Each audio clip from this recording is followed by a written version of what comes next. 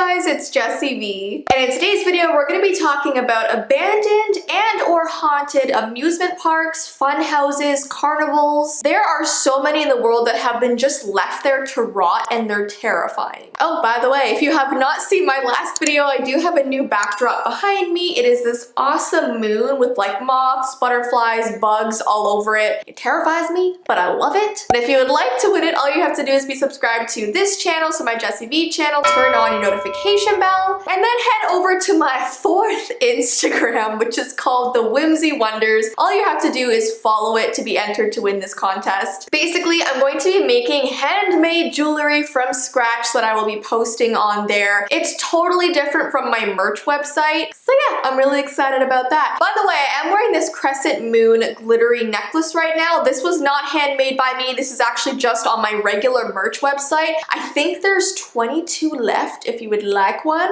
I will show you it up close. I love anything crescent moon, so if you would like this, I'll put the link down below in the description. I'm also wearing a Game Over shirt because why not? And if you're wondering what the heck is underneath my shirt, I'm wearing a heart monitor right now. There's no cause for concern. I'm like totally attached to so many wires right now. It's just because my body doesn't work. I have Lyme disease, so they're just checking up on my heart and all my organs. So you'll probably see this in the next few videos because I have to wear this for 14 days, so pray for me. Anyways guys, let's jump right on into this video and talk about some history of carnivals and amusement parks. In the 1880s, Coney Island was one of the first places to become famous for their amusement parks. It had Steeplechase Park, which featured an array of attractions, and there was also Dreamland Park, which offered dramatic spectacles and entertainment along with rides and thrills. Now, one of the most popular things at these parks were freak shows. I've done a whole video on freak shows if you want to go watch that. It featured people with unusual abilities or abnormal features, and basically people just paid money to go there and stare at them. In 1946, a theme park named Santa Claus Land opened. It was 240 acres of land offering dreamy alpine villages with a toy shop and rides designed just for children. There was also a daily appearance from Santa himself. So this was pretty much the world's first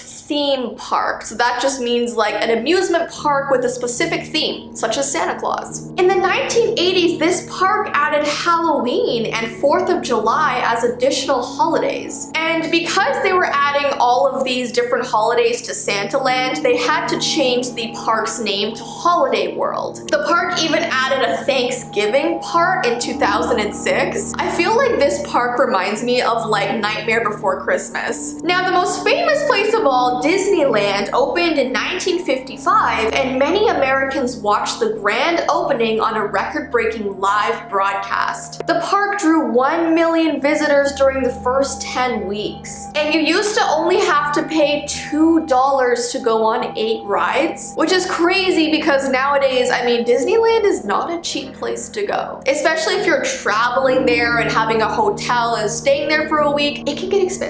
Then on August 1st, 1961, Six Flags opened in Arlington, Texas. Each section of the park focused on one of the 6 cultures that had shaped the state throughout history. Six Flags is the world's largest regional theme park company, operating 30 properties in North America. Unfortunately, the New Orleans park was forced to close in the aftermath of Hurricane Katrina in 2005. So those are all basically the first ever amusement parks and theme parks. So let's briefly talk about fun houses. A fun house is a building in an amusement park that contains various devices designed to startle or amuse the guest. The first ever fun house was built in the 1900s at Coney Island. It contains a ton of mechanical devices you can interact with, such as large spinning discs, moving barrels, sections of floor that go up and down, distorting mirrors, slides, there's so much more. When I think of a fun house, I think of that famous scene in movie history from the movie Grease when they're singing "You're the One That I Want."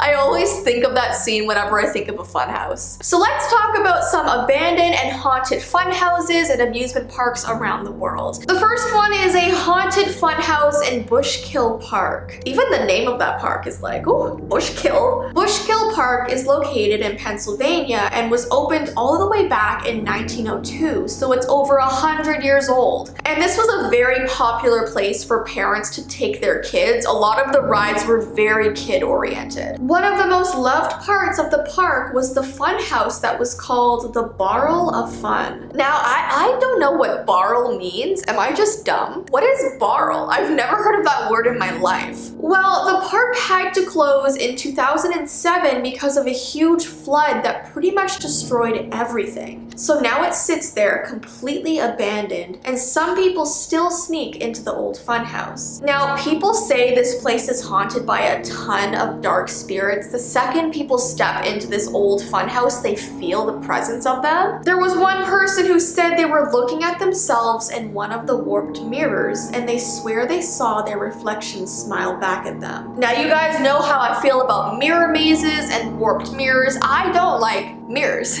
especially in like amusement parks and fun houses. Oh, and especially after seeing the movie Us, I don't want that to happen to me, no thank you. All right, let's move on to the next haunted amusement park, which is called Spree Park. This abandoned amusement park located in Berlin, Germany, was first opened in 1969, but mounting debts forced the park to close down in 2002. So now it just sits there completely abandoned. Some of their most iconic rides are still there, but they're all like dilapidated. They had an iconic red Ferris wheel which now stands eerie and oxidized. And there are also these huge dinosaur statues everywhere that have just toppled over. And there have been some reports of people that have ventured into the park after dark, and they swear they've seen them move around the park as if they were alive. Imagine being there after midnight and seeing a silhouette of a dinosaur like walk by in the distance. No thank you, they're supposed to be statues. All right, let's move on to Atlantis Marine Park. This opened in 1981,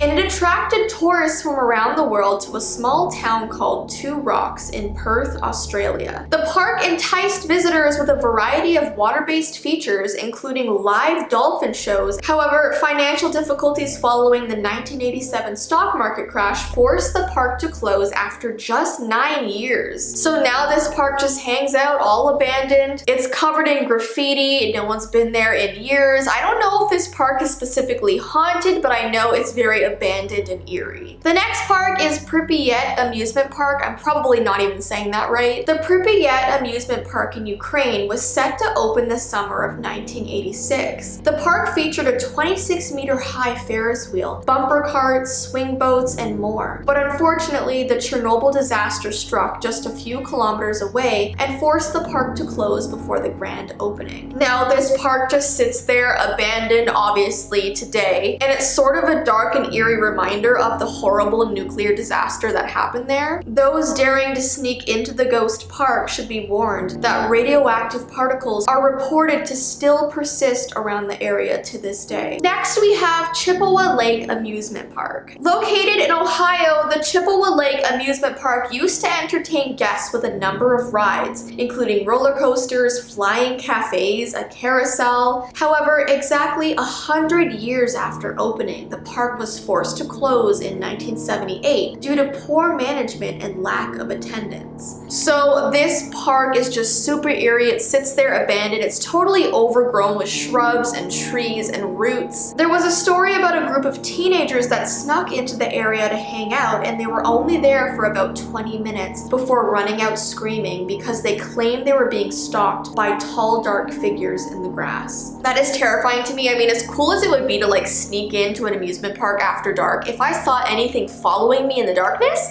no. Next, we have Daddy Park, which is such a weird name. Located in Belgium, Daddy Park aimed to provide experiences for families that were affordable and unforgettable. Unfortunately for one young boy, his unforgettable experience involved him losing an arm while riding on the Nautic Jet ride. So after this happened, the park got a huge influx of just bad reviews, complaints about safety concerns, because obviously parents didn't want to take their kids to a park where they could lose their arm. So the park closed down in 2002, and today there's not much left of this abandoned park other than ruined equipment and a chilling atmosphere. Yeah, this would definitely be a spooky place to go after you heard about what a horrific accident happened there. And lastly, we have Gullivers Kingdom Amusement Park. This unique theme park was designed drawing inspiration from the 18th century story of Gulliver's Travels. The park is famous for featuring a 147-foot-long statue of Lemuel Gulliver, the main character from the novel, tied down to the ground. Now, this park had to shut down in 2001 due to just poor attendance, lack of ticket sales, and a lot of people speculate that the main reason why people weren't going to this amusement park is because it was so close to the Aogigahara forest. Am I saying that right? And there is so much dark history and stories from that forest in Japan, and a lot of people don't want to be close to it or even venture into it. People who have gone to this park say they just don't feel alone while they're there. They felt like maybe the spirits came out of that forest to be in the park. So yeah, those are all of the abandoned and haunted amusement parks I want to talk about today. There are so many others in this world that I could talk about. So if you want me to make this into a little mini series, definitely give this video a thumbs up and let me know. And yeah, if you would like this crescent moon necklace, the link is down below in the description. We also have so many other awesome new necklaces we just listed on there. So yeah, check it out. And I hope you guys have an awesome rest of your day, and I will see you in my next video.